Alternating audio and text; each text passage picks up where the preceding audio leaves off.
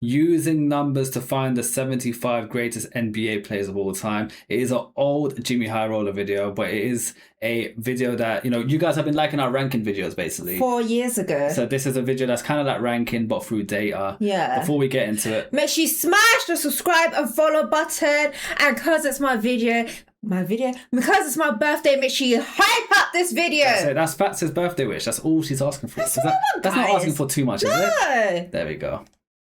In 1996, on the 50th anniversary of the NBA, the league put together a list of the 50 greatest players in NBA history. Dating all the way back to 1946, the list included the best players to ever play the game. From the most notable players like Michael Jordan, Magic Johnson, Wilt Chamberlain, to some old school players that a lot of modern fans have never even heard of, such as Dolph Schayes, Dave Bing, and Hal Greer. Fast forward 25 years, and this season, for the first time since 1996, the NBA is releasing a new list. An updated list of the top 75 greatest players of all time. And sometime later this month, the official list will be released.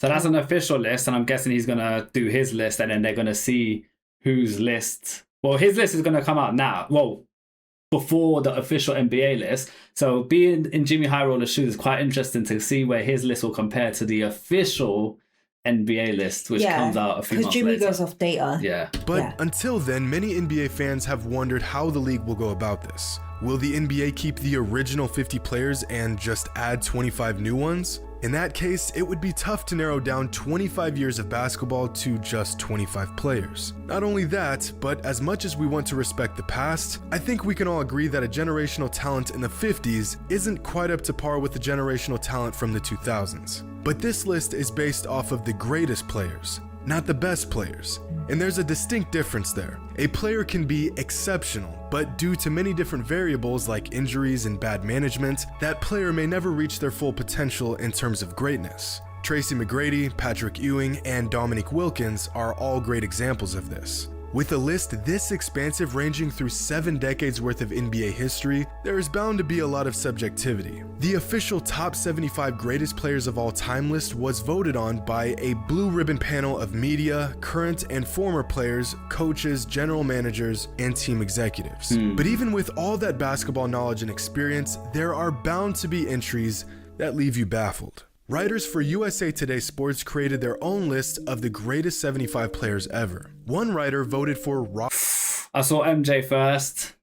We don't have chat in the corner. I know we can't deal with it because I had to re-log us in. So don't worry about that, Fats. That will get dealt with, don't worry. Robert Horry to be a part of the ultra-elite top 75. Another writer had Casey Jones above James Harden and Dwayne Wade. This writer doesn't even know how to spell Pau Gasol's name. And this writer put Kobe Bryant as the 15th greatest player of all time. 15th. But if that isn't crazy enough, check out this writer's list. He's got Michael Jordan at... Let's see. LeBron James, Kareem Abdul-Jabbar, Michael Jordan. So that's this guy's list. LeBron number 1. I like LeBron, but I wouldn't. I don't know. It's arguable. It's so hard. You know what it is? I think it depends on who their favorite player is. Because I think they can make the list quite biased. Like at times I say LeBron's number 1, but then at times I see other videos. I'm like, it's hard. Like it's so close. That person say Shaq's is better than Kobe. I don't know. I feel like Kobe was better than Shaq. Same. Yeah, same. 3. Magic Johnson at 15, below Karl Malone, Isaiah Thomas, and Elgin Baylor. Hold on, guys. Is that making any difference? I'm seeing some people's screens are black. If there's anything I can do on my end, Cash, to help with that, let me know. But I don't think there is, because on my stream, on my device, it's absolutely fine. He's got Pete Maravich, a player that only played 10 seasons in the league, 7 spots above Stephen Curry. He also has Kevin Garnett at 55, right behind Ray Allen. This is far from a good list, but instead of sitting on the sidelines and judging, I made my own list. But this isn't just any old list I threw together based off of my own subjective point of view. The entirety of my top 75 greatest players of all time was constructed by using purely numbers and statistics. An extremely unconventional and probably psychotic way to go about this. But if you're familiar with this channel, you know this isn't anything new. Numbers don't lie. but No, they they don't. also don't tell the full story. So this will be tough. To begin this process, I selected 110 players that I felt were eligible to even be considered for this list. Players from every era, every decade, every position and playstyle. 110 players doesn't sound like a lot, but think of any all-time elite talent, That's a and decent chances amount. are they were included in this process. Next, I chose 13 different metrics to rank each player off of. Now, this was the trickiest part of this entire experiment. I needed to avoid metrics that heavily favorite longevity because there are current NBA players who haven't been in the league long enough to even crack those leaderboards. For example, I chose points per game instead of total career points. But at the same time, we also want to acknowledge and reward when a player maintains excellence for an extended number of years. Some of these metrics may seem a bit random, but after spending far too many hours deliberating this, I'm pretty confident that these metrics give the best representation of every Appreciate aspect the that sub, makes man. a player great. The gift.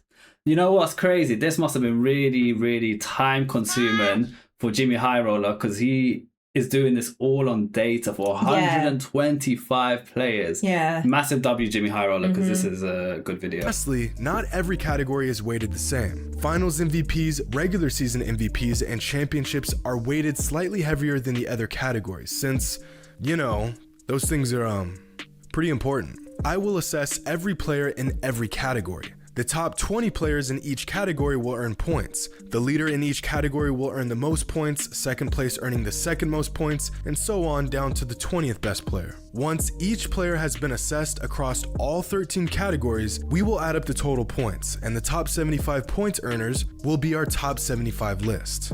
So, with that out of the way, let's get into this. The first category we looked at was Championships 1, and the obvious leader here is Bill Russell. Bill's right-hand man John Havlicek racked up the second most points here, and 4 players each earned the third most points. The next category is Finals MVPs. Now, technically, Michael Jordan has the most Finals MVP in NBA history with 6. But the award didn't even exist when Bill Russell was in the league. In fact, Russell was so dominant in the finals, they literally named the award after him. I reckon if it was available at his time, the amount of rings he got, he would have been number one. Yeah. And I think he probably would have had like 9 or something, I reckon. And because Guys, how many MVPs do you think he would have won if it was available? I reckon 9. What do you guys think? that, I gave Bill Russell the top spot. There's about, I don't know, 100% chance that if the award existed when Bill was playing, he would have more than 6 anyways. Yeah, so he second would. is Michael Jordan and third is LeBron. Fun fact, only 5 players in NBA history have won more finals MVPs than Willis Reed. Next is regular season MVPs, and leading the way is Kareem Abdul-Jabbar, followed by Michael Jordan and Bill Russell.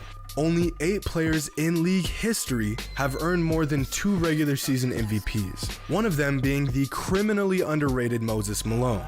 Next, we have every fan's favorite stat, points per game. And with the top spot is Michael Jordan, just narrowly edging out Wilt Chamberlain, followed by Elgin Baylor. What's crazy here is that Wilt, Elgin, and Jerry all played on the same Lakers roster for 4 seasons. And in one of those seasons, neither Wilt, Jerry, or Elgin led the team in scoring.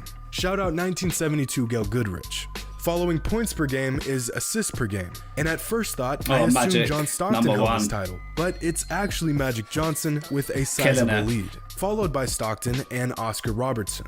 On the other end of the spectrum, we have rebounds per game, a category that is dominated by pre-modern big men, with Wilt Chamberlain averaging a mind-boggling 22.89 rebounds per game, followed closely by Bill Russell and Bob Pettit. Dwight Howard and Joel Embiid are the only active players to crack this leaderboard. Next, we're handing out points to players who dominated the defensive end with all defensive team selections. Tim Duncan is the clear leader here with a selection total that will more than likely never be topped. 15 selections to the NBA all-defensive team. Damn. Just think about that.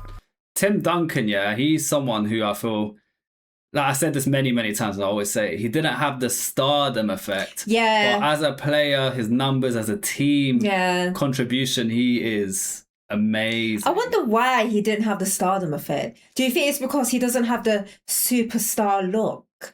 Or the superstar vibe? It's a Do you get what I say? Like, he's not flashy. It's a valid question, and guys, let us know what you think the reason is. Because he's an elite player. Elite. Like, I don't understand. Most players don't even play 15 seasons in the NBA. Second is Kobe Bryant and Kevin Garnett, each with 12 selections apiece. Next, we're looking at all NBA team selections. This category, among the last one we just looked at, rewards sustained excellence, so there are players who aren't on this leaderboard but will be in years to come. Players like Stephen Curry, Kevin Durant, James Harden, Giannis, as well as a few others. But for now, we must assess these players based off of their body of work, and as it stands, the leaders here are LeBron, Kareem, and Kobe. Now, there is a current player that I could see passing LeBron's current record of all NBA selections. Any guesses to who that player might be? Leave your answers in the comments below. Next up is one of the better statistics for measuring a player's value on the court, or rather their impact on winning, and that's win shares per 48. And at the top is unsurprisingly Michael Jordan, but trailing him by just a sliver is David Robinson. That's about as close as it gets. If Robinson played a couple games just slightly better throughout the entirety of his career, he would lead all NBA players in this category. And right after Robinson is Wilt Chamberlain. So remember when I said that this list was going to be made up entirely of numbers and statistics? Well, I lied. This category is one that I made up, but hear me out. This metric is necessary. There are 0 statistics that show how great a player is at making shots. And I'm not just talking about how good a player is at shooting, I'm talking about players who can create and make their own shots. Players that can put the ball in the basket on demand from just about anywhere. You know what? Although that's not like an official stat, I think that's a really good stat to look at. Yeah. Because it's important. Yeah. It's an important stat. Yeah, because like you make points. You make points, yeah. Yeah. There's some advanced stats that do a decent job at quantifying this aspect of the game, but since those metrics only date back to about a decade ago, I came up with this. Now take a good look at this leaderboard, because although it is subjective, I think it's pretty solid. With Kobe Bryant, in my opinion, being the greatest shot maker in NBA history, followed by Stephen Curry, Kevin Durant, Tracy McGrady, and James Harden. Our next category is the infamous PER stat. I know it's become a bit of a punching bag among NBA fans over the last few years, but it's still a solid all-around stat, and it's more data to be considered for this process. And topping the list is Michael Jordan, followed by LeBron James and Anthony Davis. Okay, so here is an interesting category. Peak, as in a player's peak years. In this case, their best 5-year stretch in regards to win shares. And here we can see that Wilt Chamberlain had the greatest peak in NBA history, putting up numbers that don't even register in today's NBA context. At the second spot is Kareem, who had an incredible individual run in Milwaukee that really isn't talked about enough. And in the third spot is Michael Jordan, who at his peak looked like Jesus in a basketball jersey. And last, we have the impact and influence category. This category was narrowed down to 10 players who have influenced the game the most. Players that change the way we see the game, how we watch basketball, how we play basketball, and how we fell in love with the game in the first. Yeah, I would say Michael Jordan has had the most impact definitely. And influence in NBA history. I agree. Kobe Bryant being second? I don't know. I don't see why not. I don't see why not. I'm trying to think hard. I don't see why not. Yeah. First place. And leading here is Michael Jordan, Kobe Bryant, and Stephen Curry. And that covers it. All 110 players through each of our 13 categories. So, who came out on top? Which players cracked the top 20? And who rounds out the top 75 NBA players of all time? I mean, who are we kidding? Man like Jordan. You gotta give the respect though, innit? Man like Jordan. Whose game is it? It's Michael Jordan's game. He's just simply amazing. That's a good edit. The top spot, just like every other chart we've ever covered, is Michael Jordan, with a total score of 167. Way ahead of everyone else. Michael ended up leading in 4 categories and was top 5 in 8 different categories. Michael's a rare case of a jack of all trades and a master of many. But we all knew he was going to be number 1 all time, so let's take a look at where some other players landed. Our top 10 is made up of Jordan, LeBron, Kareem, Wilt, Russell, Kobe, Magic. Kobe 6th. Because a lot of the time Kobe comes about 3rd.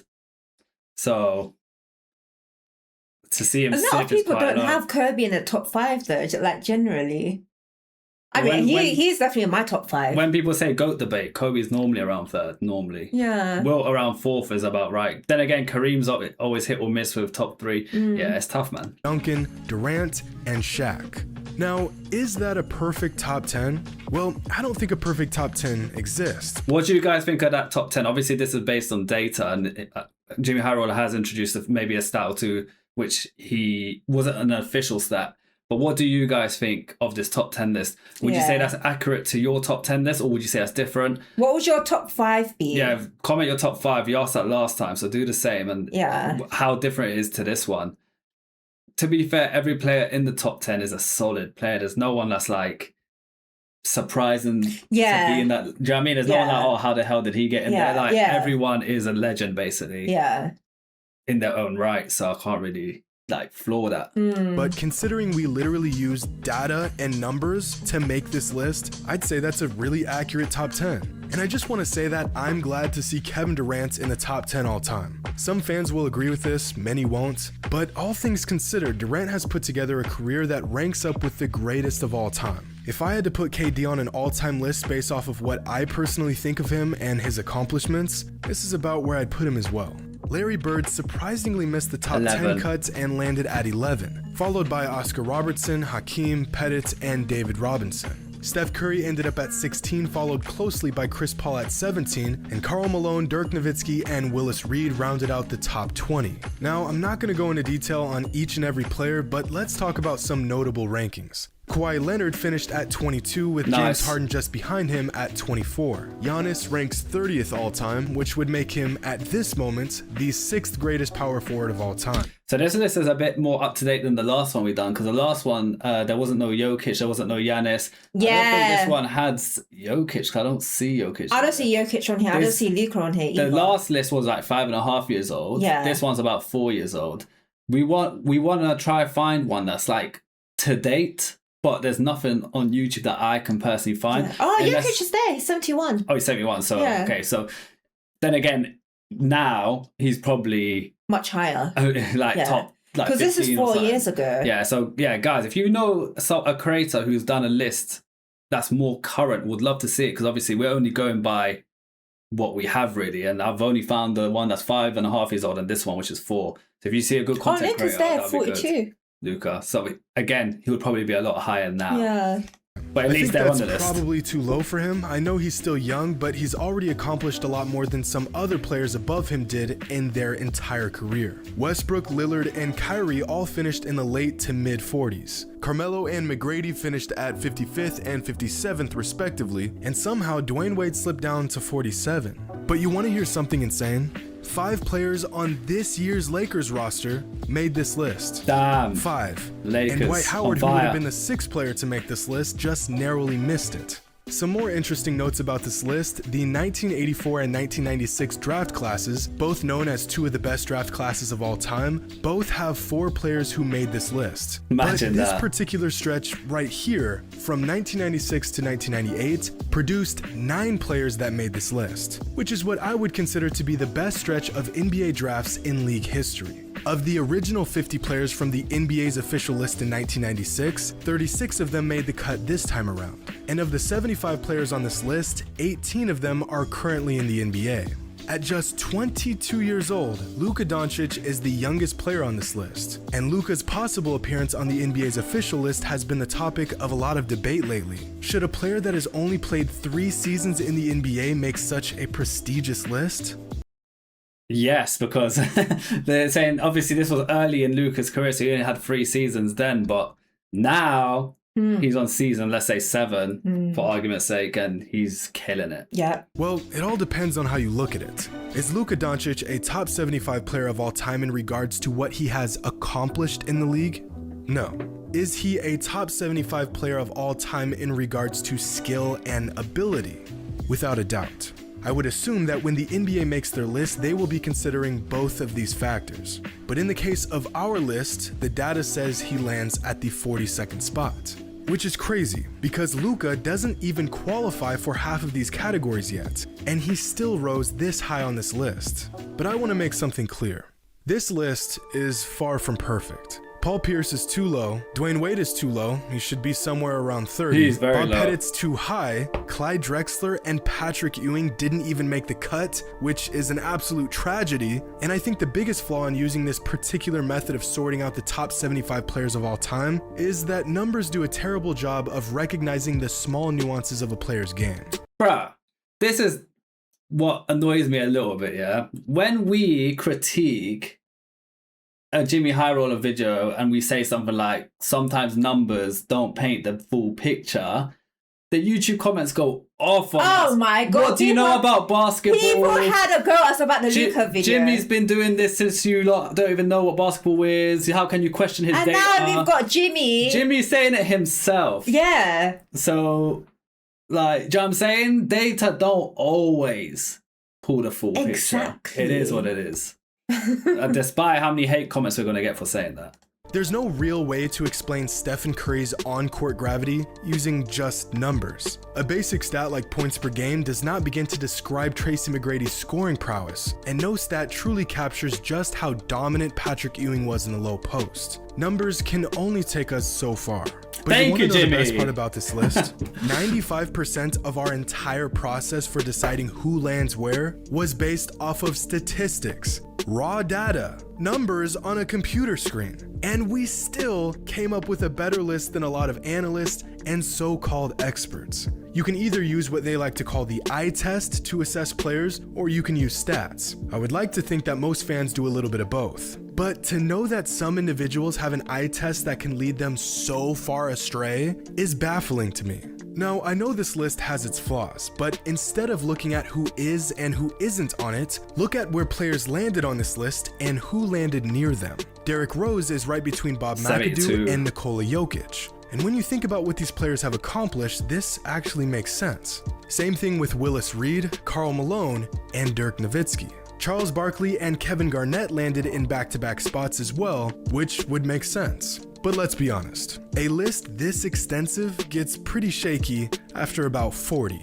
Pretty much any ranking after that is completely up to interpretation. I don't care how much basketball you watch, the guy you pick at, let's say, the 50th spot is more than likely going to be a different player than who everyone else picks for their 50th spot. Facts. And that's probably the best part about this entire process. We've all watched a lot of NBA action. We all have our own opinions, we can all appreciate different aspects of the game. No matter how you split it, no one's necessarily wrong. Well, unless you have someone other than Michael Jordan at number 1. Then you're definitely wrong. And you can go ahead and throw that list in the trash. Let me know what you think. Give me your list of top 75 all-time players. Make some predictions as to how you think the NBA's list will look.